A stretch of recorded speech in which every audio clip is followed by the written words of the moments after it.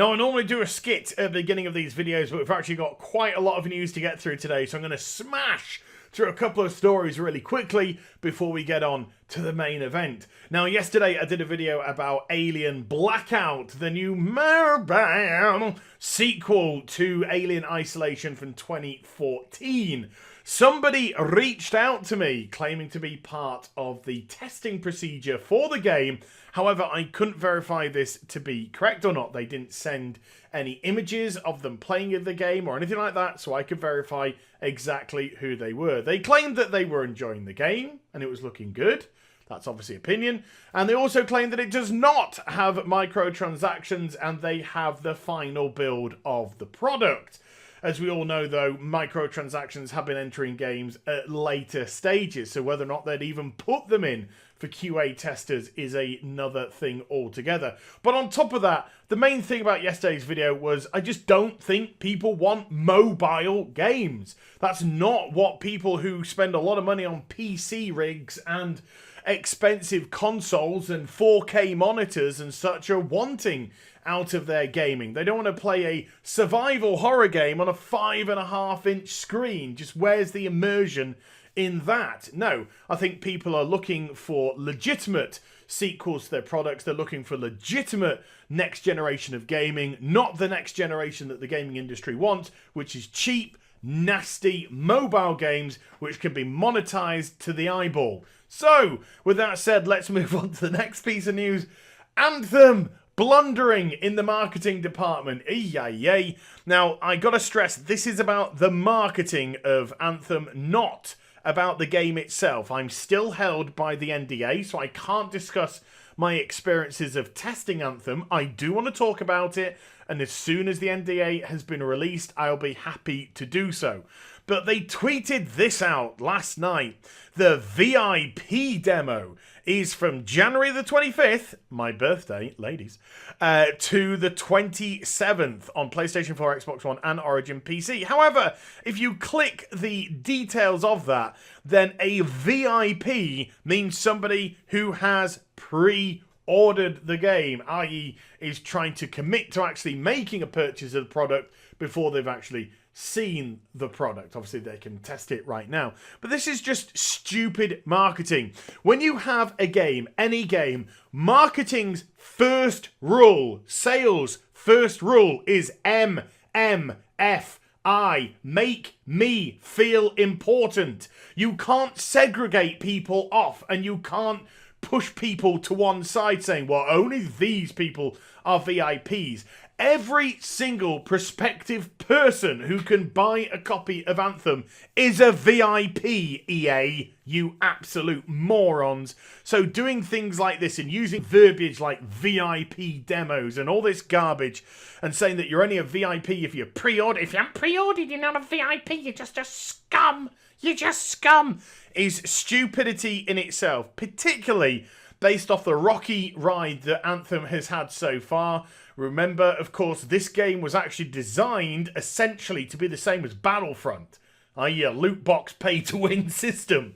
And so when the Battlefront 2 business fell on its arse, suddenly they had to completely revamp the way that the game was actually going to be put together and how the game was going to play out. And so they need to kiss up to as many people as possible, not try and push them off to one side by saying VIPs. Oh, God bless them heart.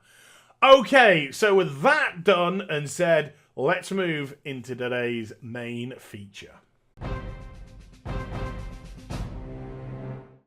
Hi everybody, it's Az here from HeelvsBabyface. So what, nearly 5 minutes into the video, we finally get on to the introductions. How are you doing?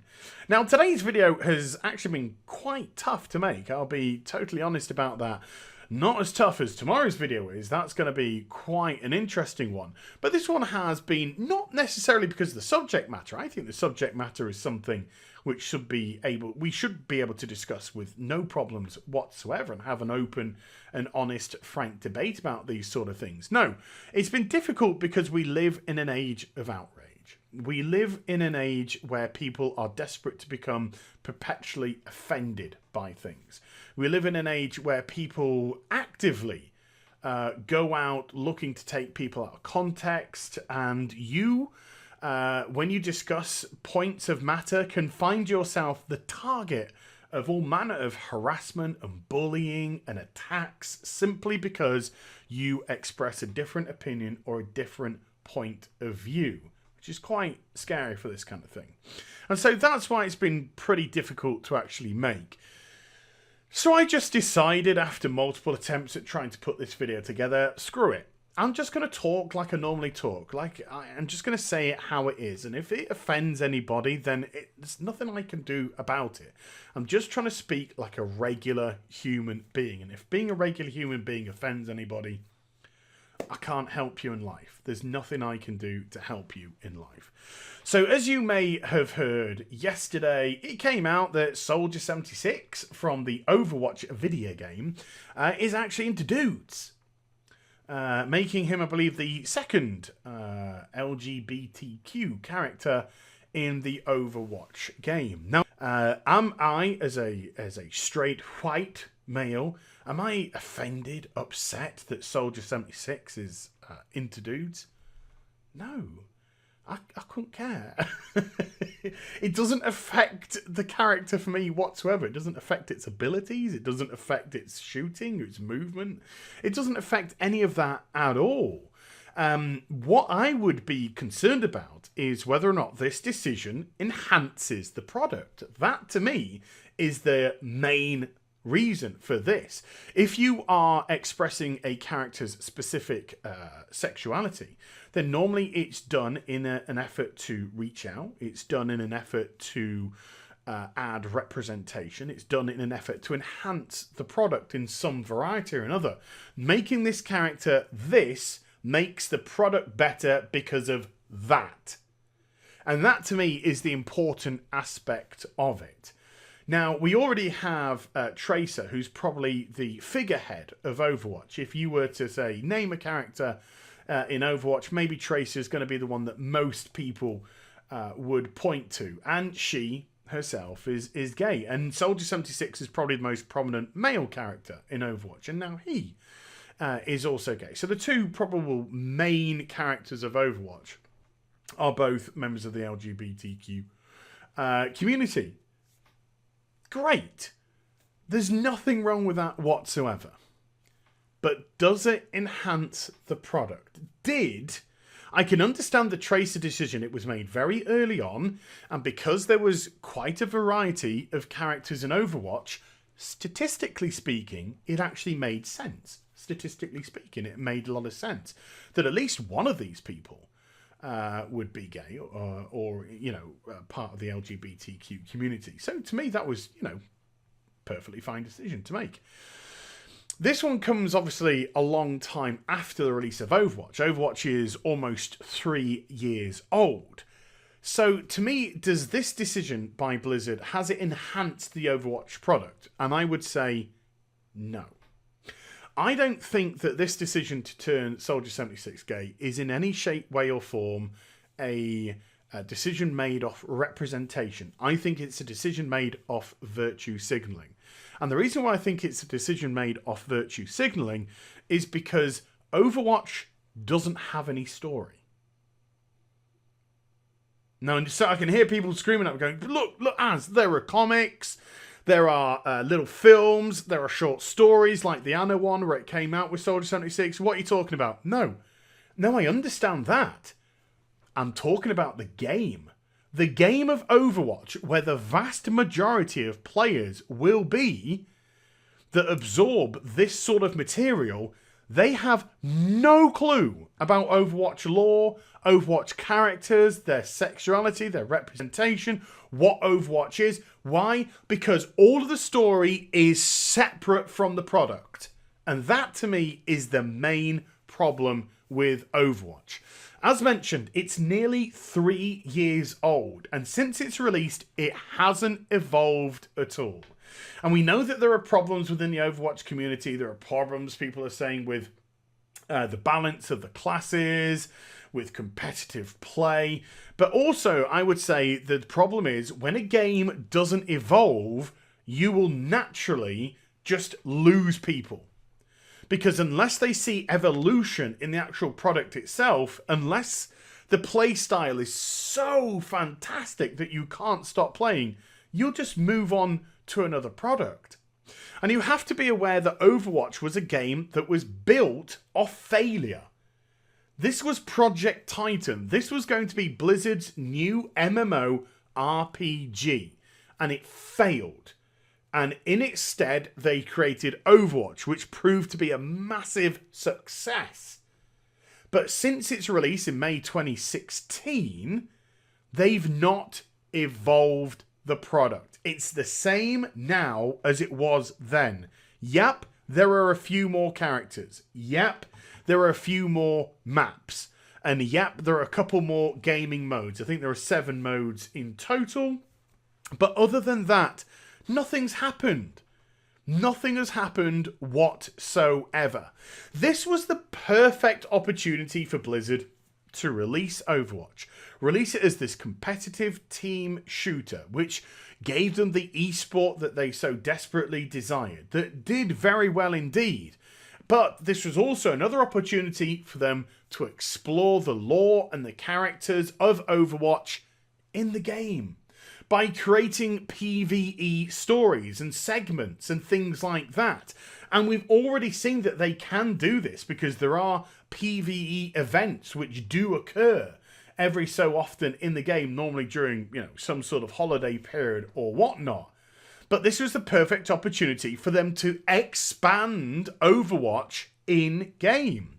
Hey, let's release a little story about Tracer, about her relationship, about her character, how she became Overwatch. Let's do a short story that discusses Overwatch and how Overwatch came to be.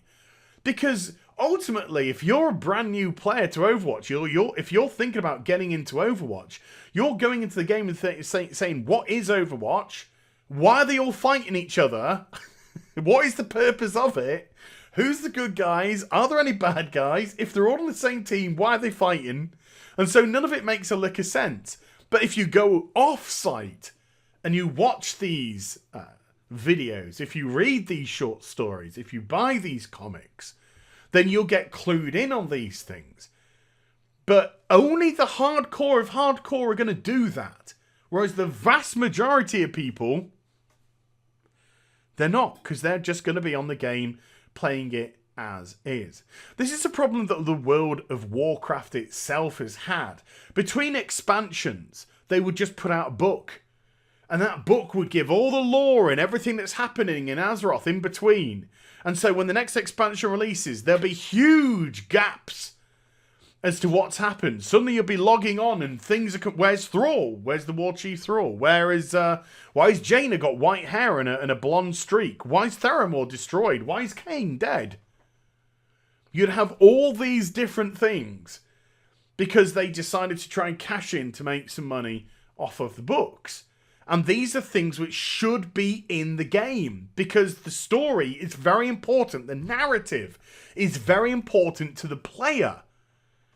And so when you're making a decision like this and your lore is so far removed from the actual game itself, it doesn't mean anything ultimately. And that's why it's virtue signaling. Because it doesn't have any impact on the character in the game. It doesn't have any impact on the lore in the game. And it doesn't have any effect on the game.